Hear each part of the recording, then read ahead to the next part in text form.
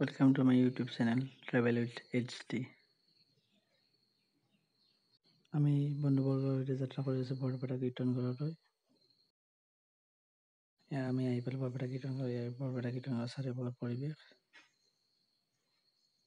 কৰোণাৰ কাৰণে বেছি যাত্ৰীয়ালৈ অহা নাই, তথাপিও চাৰিওকাষ দেখাবলৈ যত্ন কৰিছোঁ। এইফালে এখন প্ৰৱেশ দুৱাৰ আৰু আগফালে এখন স্থায়ী মঞ্চ। এইটো কীৰ্তন ঘৰৰ মূল ঘৰটো আৰু ইয়াত প্ৰণামী বাকচ, ইয়াত প্ৰণামী শৰাই দি লৈছোঁ। আৰু আগৰ ফালে গৈ আছোঁ। এইটোৱে চাৰিওফালৰ পৰিৱেশ। আৰু ইয়াত শ্ৰী মাধৱদেৱে এই সত্ৰটো প্ৰতিষ্ঠা কৰিছিল আৰু ইয়াত মাধৱদেৱ আৰু শংকৰদেৱৰ বিভিন্ন কীৰ্তি সংৰক্ষিত কৰি ৰখা আছে। ইয়াত মাধৱদেৱৰ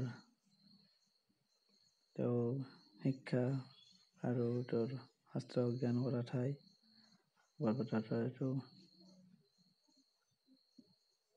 মাধৱদেৱৰ গৱেষণা কেন্দ্ৰ, অধ্যয়নগাৰ। এইটো এতিয়া বন্ধ আছে, ভিতৰৰ সোমাব নোৱাৰি। 3 বজাৰ পিছত খুলিব বুলি কৈছে। আৰু আগফালে বিভিন্ন সত্ৰৰ লগত জড়িত অনুষ্ঠানসমূহ আছে। এইটোৱে হ'ল পৰিৱেশ।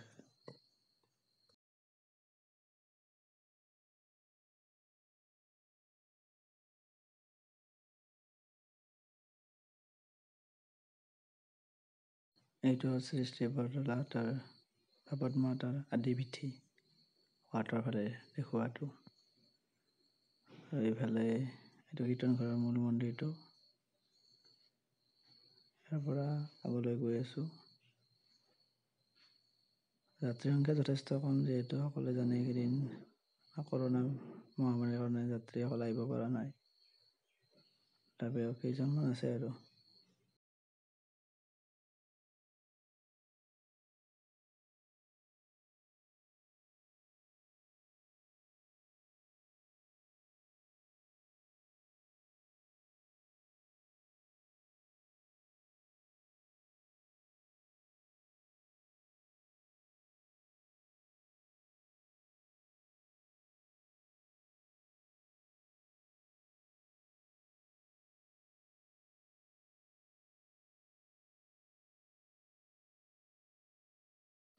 আৰু ইয়াত মোৰ বন্ধুবৰ্গসকল আছে, গুণজিত।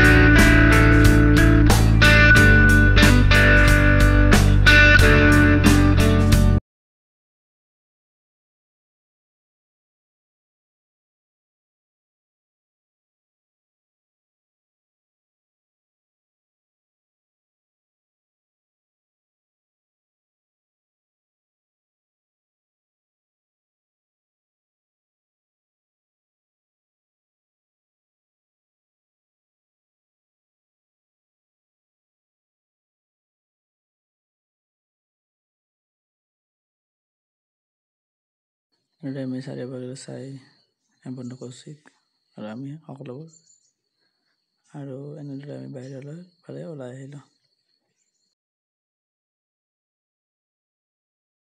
ওলাই আহি আমি ঘৰ বুলি সৰ্থেবাৰী হৈ চামতা হৈ ঘৰ বুলি যাত্ৰা কৰিলোঁ।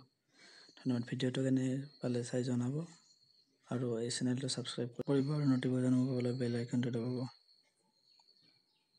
ভিডিঅ'টো শেষত শ্বেয়াৰ কৰিব। ধন্যবাদ।